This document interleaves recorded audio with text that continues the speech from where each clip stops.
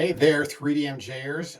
Welcome back to another episode of Q&A, right? Where I take your guys' questions right here from the YouTube videos that I have posted up chronicling my prep, and I pick out questions to answer. So it's been 2 months, believe it or not, since I have done this. We've got quite a few questions to go through, and we're going to start with this one right here. This is from episode 29, kind of the evaluation of my recent prep this year and what all will do better, next time around. So 777, 52 years old. So you are a true inspiration. Got some kind words to say there.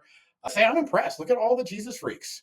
My brothers from other mothers. So props to you guys for coming out and joining me. Right. So I have to kind of apologize because I cannot believe that I didn't cover this in that video. Could you share why you need to reduce caffeine? What would be the impact by doing so? And this is something that we recommend in our prep positioning guide. If you think about it, what I kind of said in that video, my caffeine intake was very high.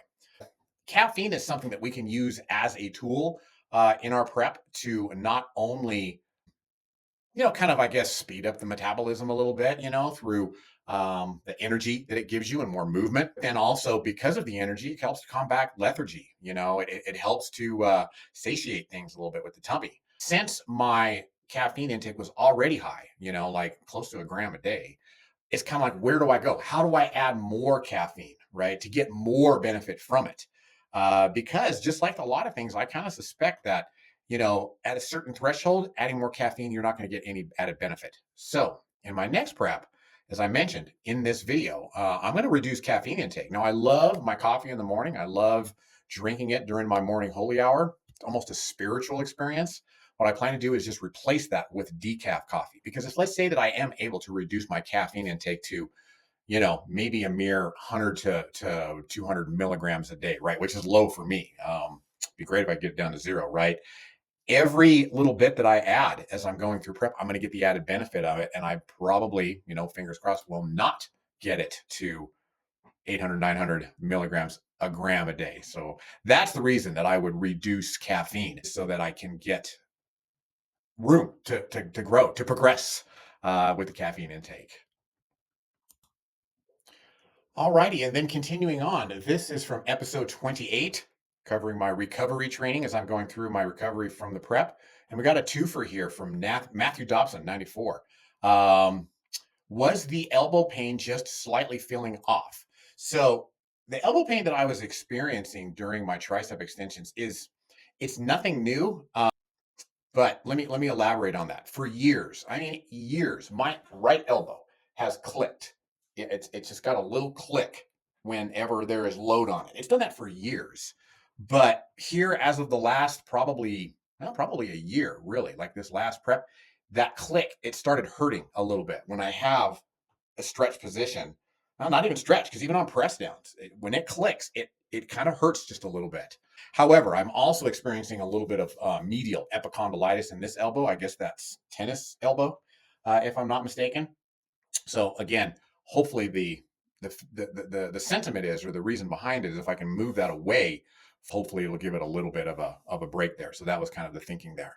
Now, this is also a good question. And do you count indirect work from pressing as tricep volume? And yes, we do. That's the way they do it in evidence. And we are evidence-based practitioners, right? So we talk about this bodybuilding program design, but then in also our body part specialization courses in 3DMJ Vault, count volume here at 3DMJ, just like they do in evidence.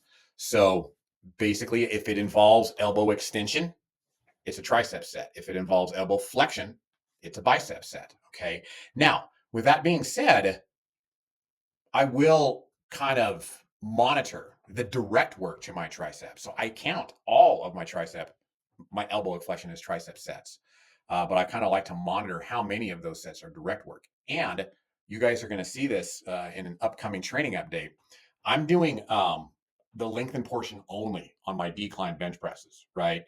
And so if I'm not locking out my elbow on a decline bench press, if I'm just doing this, well, that is not really working on the tricep much. And so I'm probably going to take that away from counting my tricep volume, since I'm basically just doing the lengthened portion of the bench press like that. So hopefully got that question answered. Alrighty, folks. So moving on. This is from episode 27. Again, recovery training. This was a quad workout that I did, lower body quad dominant workout. Nicholas 19823. Good work, Brad. Thank you much. Do you train low volume hit style most of the time? My volume is usually not this low. My work right now is in the very low double digits and a lot of high single digits, like 8, 9, 10 sets a week. So it's not usually this low. This is purposely low as I'm going through recovery, and as I'm actually making this video here, I'm kind of adding sets. So, I'm starting to bring that up to where everything's going to be low double digits. Hit style, I don't know that I would consider it hit. As a lot of you guys know, my roots kind of comes from max OT, maximum overload training, and so a lot of that is still kind of ingrained in me. Now, I would call it more maximum overload training, where my sets are 2 positive failure, and right now actually 1 actual failure repetition, where if I know that I cannot get another repetition, I'm just going to go ahead and do another one anyway and fail at it, and then of course safely get out from underneath the thing. So I'm kind of planning ahead. Here, Billy Shears 275, he's got kind of a sarcastic question here. In this video I talk about how I'm kind of maxing out the stack for the leg press that I do. And I'm not opposed to doing things single leg, but at the same time, I'm a little bit lazy and I do not like doing single limb movements, because if I do 3 sets of calves single leg, it's going to take the time of doing 6 sets. And that kind of drives me nuts. I'm going to probably hold off on doing single leg work until I absolutely have to. In fact, I'll probably just go away from the machine that I am using right now, which is super convenient because it's just pin selected, bring it all the way down to the bottom and go for it. I'll either just do more repetitions that way, or I will just switch to a leg press and put 500 pounds on it. So that's the answer to that question there. It wasn't really even a question, but I wanted to at least address it. All right, so this is a fueling question, maybe. First of all, no, I do not eat 2 meals per day. I haven't done that for quite a few years. It was either 2018 or 17 or 19, somewhere in there. Coach Jeff told me to start getting 4 protein boluses per day, 4 protein feedings per day. I've done it ever since. But this is a good question. Once a week, I train at 6:30 a.m., which is kind of where I train a lot of times, between 6:30 and 9:30 a.m. Any tips on how to be fully recharged glycogen wise? He's tried a strategy of eating 30 minutes before, and then if he eats 200 grams, he shoots down a lot of his macros. So first of all, do not underestimate the power of just good old fashioned water. If you are not peeing clear or just very light shades of yellow, you're not mobilizing any carbohydrate that might be in your system from the night before. Okay. And you're more susceptible to injury. So what I recommend doing, and what I do, is I have a big glass of water on my nightstand, and as soon as I wake up in the morning, I just gulp down as much of that water as I can, and then I go out and I have my coffee for my morning holy hour, which coffee's got water in it, right? So that is more water there. And there's a lot of times when I don't eat prior, to my training. I was having small meals, like fruit, carrots, things like that when I was in prep. But the only thing I have prior to my training is, like I said, water, and then one of those protein shakes that I pour into my coffee, which is usually between 150 and 200 calories and very low carbs. Now, that being said, usually my biggest meal is at night when I'm eating dinner. And that meal arguably is very slow to digest. And there's probably substrates floating around in my system that are going to immediately get mobilized with the water and the coffee in the morning. So give that a go and see if that doesn't help you. Now, remember, when I was dieting, calories were really, really low. I was at least getting some fruits, some carrots, something with a negligible amount of carbohydrate intake, along with my coffee and my protein shake, along with the water, ensuring that my urine was clear prior to my training. What's Coach Brad's age? I think I actually answered that. I'm 52. So you look great, and your strength is so impressive, man. Thank you very much. It doesn't feel it, but it's years and years of hard work. So this is from episode 26. I want to say this was my very first recovery training episode, covering chest and arms.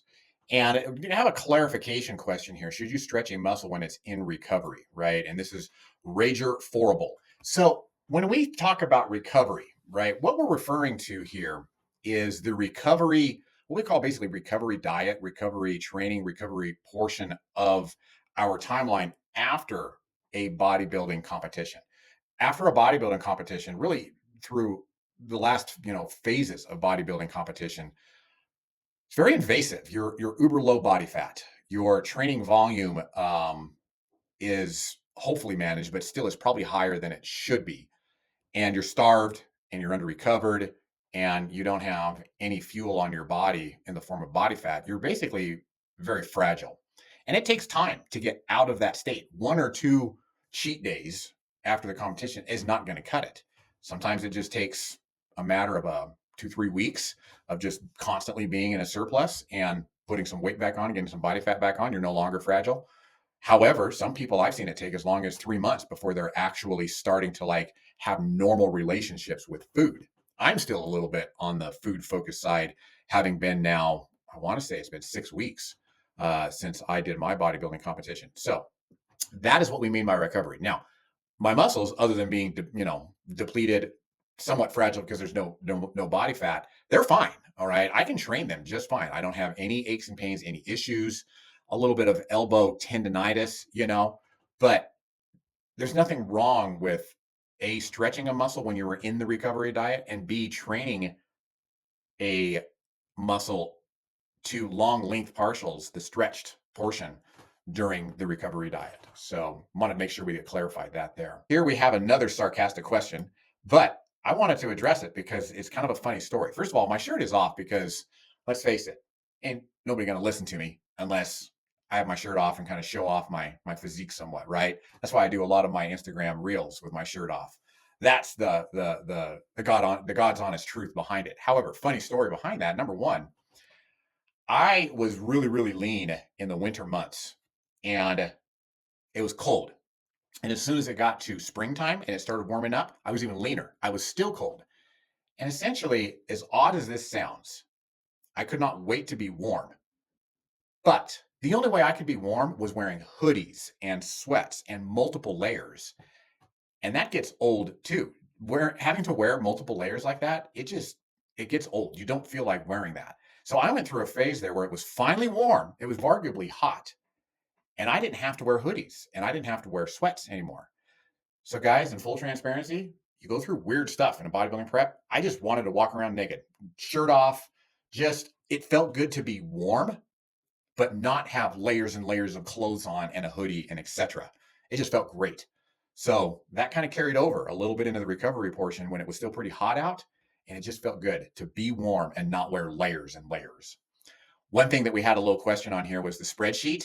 You do get a free copy of this when you are a member of 3DMJ Vault with bodybuilding program design. You get to use this as well.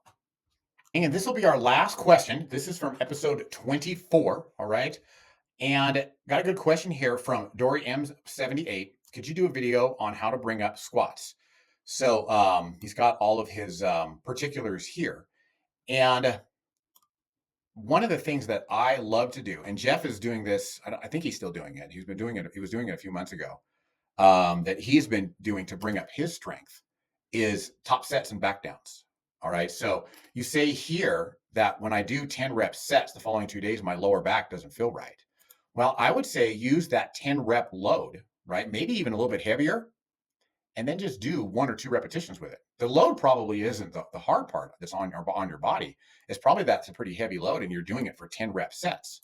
So use that load, keep your body acclimated to that load, maybe even use a little bit heavier load, but do 1 rep, 2 reps, 3 reps, and then back it down and then do your remaining volume sets with more like your, the load that you would use for your 18 rep sets, and then just do multiple sets of however many reps you are programming for your effort. But top sets and back down sets are a great way to build up your strength through kind of like minimum effective, I guess, intensity, we might call it. Using heavy loads, getting your body moving those loads for minimal repetitions, and then just building on that a little bit at a time. So if you haven't done that already, that's what I would kind of consider doing, is programming heavy top sets. And a good way to start that is use a 10 rep max load to where you would fail at 11, but just do 3 or 4 repetitions and then progress from there. Now, if your body can handle those heavy loads, it's just that doing 10 rep sets builds so much fatigue that you can't even recover from it. Go even a little bit heavier. Do a 5 or 6 rep max load to where you would fail at rep 6 or 7. but do 1 or 2, and then do your volume work with your back down. 20 minutes. I'm going to call it there, gang. Hopefully you found benefit from that. And until our next Q&A, keep at it. Take care. Bye-bye.